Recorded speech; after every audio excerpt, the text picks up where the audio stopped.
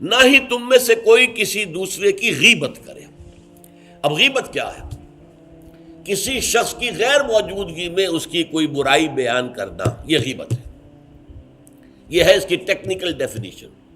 لیکن یہاں بھی جان لیجئے ہر غیبت غلط نہیں ہے۔ بس اوقات ایسا ہوتا ہے کہ آپ کا کوئی بھائی ہے، وہ کہیں رشتہ کرنا چاہ رہا ہے اور وہاں کے بارے میں آپ کے پاس کوئی معلومات ہیں ایسی جو اس بیچارے کے علم میں نہیں ہے، اور آپ اسے بتاتے ہیں کہ بھائی وہاں یہ معاملہ ہے، ذرا سوچ لو، تو اس میں در حقیقت غیبت نہیں ہے، بلکہ یہ اپنے اس بھائی کو کسی برائی سے بچانے کی کوشش، اس میں اس کے ساتھ نصح اور خیر خواہی کا جذبہ ہے، نہ کہ ان کو بدنام کرنے کا جذبہ۔ اگر کوئی سبب ہے ہی نہیں اور آپ بیان کر رہے ہیں تو یہ غیبت ہے۔ لیکن اگر معاملہ اس طرح کا ہے تو ظاہر بات ہے، اسی طریقے سے کوئی کسی قوم کے رہنما ہیں اور بڑی شخصیتیں ہیں، اب ان کے بارے میں یہ ہے کہ پبلک میں اگر آپ کو ان پر تنقید کرنی پڑے تو اس کے اندر بھی دیکھا جائے گا کہ وہاں اس کا ہونا ضروری نہیں ہے، وہ تنقید جو ہے آپ ملک اور قوم کی مصلحت میں کر رہے ہیں۔ تو گویا کہ اس طریقے سے غیبت کی ہر شکل جو ہے وہ حرام نہیں ہے۔ البتہ ایک خیال لوگوں کو بڑا غلط ہے، وہ میں ایک حدیث کے حوالے سے اس کا ازالہ کر دینا چاہتا ہوں۔ یہ حضور سے سوال کیا گیا کہ پوچھا گیا کہ غیبت کیا ہے۔ یہ حدیث ہے، مسلم شریف میں بھی ہے، ابو داؤد میں بھی ہے، ترمذی میں ہے، نسائی میں ہے، یہ حضرت ابو ہریرہ رضی اللہ تعالی عنہ سے۔ اور امام مالک نے ایسی ایک حدیث جو ہے موطا میں مطلب بن عبداللہ سے جو ہے روایت کی ہے۔ حضور سے پوچھا گیا کہ غیبت کیا ہے، آپ نے فرمایا ذکرو کا اخاک بما یکرہ، تمہارا اپنے بھائی کا تذکرہ کرنا کسی ایسے اعتبار سے جو اسے ناپسند ہو۔ اگر اس کے سامنے کرو گے اسے ناپسند ہوگا، اس کے علم میں آئے گا کہ میرے بارے میں یہ بات کہی گئی ہے تو اسے ناپسند ہوگی۔ ایسی بات کا اس کی غیر موجودگی میں بیان کرنا۔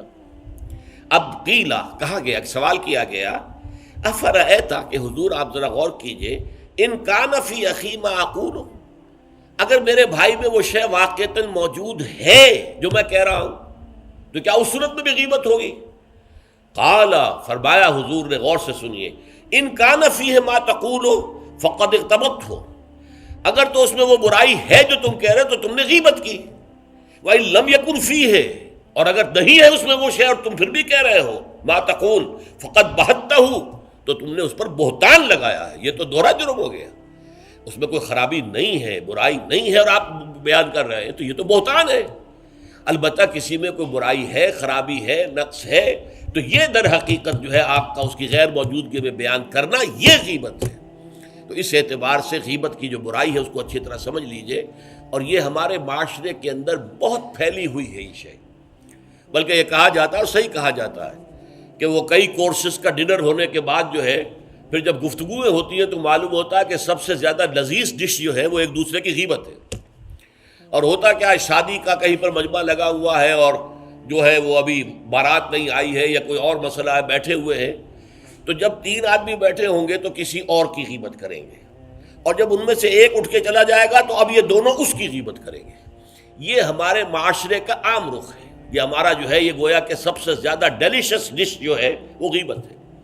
تو اس کے لیے شدت کے ساتھ روکا گیا، اور اس کے لیے جو پھر تمثیل دی گئی ہے، اَيُحِبُّ أَحَدُكُم أَن يَأْكُلَ لَحْمَ أَخِيهِ مَيْتًا فَكَرِهْتُمُوهُ، کیا تم میں سے کوئی شخص اسے پسند کرے گا کہ وہ اپنے مردہ بھائی کا گوشت کھائے؟ تو اس پر تو تمہیں گھن آ گئی، تمہیں بہت برا لگا۔ کوئی شخص گوارا کرے گا کہ اپنے مردہ بھائی کا گوشت کھائے؟ لیکن سوچئے کہ ایسی تمثیل کیوں دی گئی؟ یہ اللہ کا کلام ہے، بغیر کسی ربط کے۔ تمثیل اور تشبیہ جو ہوتی ہے کسی ربط کی بنیاد پر ہوتی ہے نا، ورنہ تشبیہ اور تمثیل کا فائدہ کیا ہوا؟ ربط کیا ہے؟ جیسے ایک مردہ اپنے دفاع پر کے قابل نہیں ہے، آپ ادھر سے بوٹی کاٹ لیجئے، ادھر سے بوٹی کاٹ لیجئے، پڑا مردہ ہے، آپ پوری اختیار کے ساتھ جہاں سے چاہیں اس کی بوٹی اڑا لیں۔ اگر وہ زندہ ہو تو وہ ہاتھ لگانے دے گا آپ کو جسم کے اپنے کسی حصے پر۔ بعین ہی یہ معاملہ ہے، آپ کا بھائی موجود نہیں ہے اور آپ اس کی عزت پر حملہ کر رہے ہیں، مانوی شخصیت پر حملہ ہے۔ اس جسم کی نسبت مانوی شخصیت زیادہ قیمتی ہے، زیادہ اہم ہے۔ آپ اس کی مانوی شخصیت پر، اس کی عزت پر حملہ کر رہے ہیں، اور وہ قادر نہیں ہے دفاع کرنے پر۔ اگر وہ ہوتا اور بات کرتے، اور یہ چیز پسندیدہ ہے، اگر آپ پبلک کے اندر اس کے منہ پر کہیے بات تو معلوم ہوگا بلکہ اس میں جو پسندیدہ ترین بات ہے وہ یہ ہے کہ کسی بھائی کا کوئی عیب ہے، علیحدگی میں جا کر بتاؤ، بھائی تمہارے اندر مجھے یہ نقص نظر آ رہا ہے، برا نہ ماننا، میں نے تمہاری اصلاح کے لیے کہا ہے، مجھے تم سے کوئی قد نہیں ہے، دشمنی نہیں ہے۔ یہ نہایت پسندیدہ بات ہے۔ اس کو کہا گیا المسلم و مرۃ المسلم، ایک مسلمان دوسرے مسلمان کے لیے آئینے کے مانند ہے۔ جیسے آپ آئینہ دیکھتے دیکھتے نہیں یہاں کوئی داغ لگا ہوا، دھبا لگا ہوا، آپ اسے دھو دیتے ہیں، ہٹا دیتے ہیں۔ اسی طریقے سے ایک مسلمان کو اپنے مسلمان بھائی کے لیے آئینے کے مانند ہونا چاہیے کہ وہ اسے اس کی خرابیوں پر، اس کی برائیوں پر مطلع کر دے، لیکن یہ اطلاع جو ہے یہ ہوگی خلوص کی بنیاد پر، خیر خواہی کی بنیاد پر، اسے ذلیل کرنے کے لیے نہیں، اسے بدنام کرنے کے لیے نہیں، بلکہ یہ کہ اس کے سامنے علیحدگی میں، تنہائی میں بات کی جا رہی ہے۔ البتہ اس کی غیر موجودگی میں بات کی جائے وہ غیبت ہے، اور وہ بالکل صحیح تمثیل ہے جو قرآن نے استعمال کی ہے، صحیح ترین تمثیل ہے۔ اَيُحِبُّ أَحَدُكُمْ أَن يَأْكُلَ لَحْمَ أَخِيهِ مَيْتًا فَكَرِهْتُمُوهُ، کیا تم میں سے کوئی شخص پسند کرے گا اپنے مردہ بھائی کا گوشت کھائے؟ بالکل اسی طریقے سے وہ تمہارا بھائی جو محفل میں نہیں ہے، وہ اپنی عزت کے دفاع پر قادر نہیں ہے۔ اگر وہ ہوتا تو کہتا بھائی آپ غلط کہہ رہے ہیں، آپ کو مغالطہ ہوا ہے، بات یوں نہیں تھی، یوں تھی، کوئی ایکسپلین کرتا، کوئی اپنا دفاع کرتا، کوئی اپنی شخصیت کا، اپنی عزت کا تحفظ کرتا، لیکن وہاں نہیں ہے وہ تو اپنے تحفظ پر قادر نہیں ہے۔ لہذا یہ غیبت در حقیقت معنوی سطح پر وہی شے ہے جو مادی سطح پر کسی مردہ بھائی کا گوشت کھانا ہے۔ فَكَرِهْتُمُوهُ، یہ تو تمہیں بہت برا لگا یہ بات۔ بلکہ اکثر لوگ کہیں گے کہ ایسی مثالیں جو ہیں، کیا ماذا اراد اللہ بہذا مسئلہ، ایسی تمثیل دینا، کہیں گدھے کی تمثیل دی گئی ہے قرآن مجید میں، وہ یہودی جن کے اوپر تورات کا تو بار تو لدا ہوا ہے، تورات پر عمل نہیں کرتے، تو ان کی مثال کیا ہے؟ کمثل الحمار یحمل اسفارا، وہ تو ایسے ہے جیسے کہ گدھا ہے، اس کی پیٹھ کے اوپر کتابوں کے انبار لگے ہوئے ہیں، گٹھری باندھ کر جو ہے مکالمات افلاطون لکھی ہوئی ہے، یا انسائکلوپیڈیا برٹانیکا کی گٹھری باندھ کے رکھ دی گئی ہے، اسے کیا فائدہ؟ اسی طرح سورہ اعراف میں کتے کی مثال دی گئی ہے، کہیں مچھر کی مثال دی گئی ہے، کہیں بکری کی مثال دی گئی ہے۔ تو مثالیں جو ہوتی ہیں وہ معنوی ربط کے اعتبار سے ہوتی ہیں، یہ نہیں دیکھا جاتا کس چیز کی مثال دی جا رہی ہے، جس چیز کے لیے مثال دی جا رہی ہے، مشبہ لہو اور مشبہ بہی، کس چیز کے ساتھ تشبیہ دی جا رہی ہے، کس لیے دی جا رہی ہے۔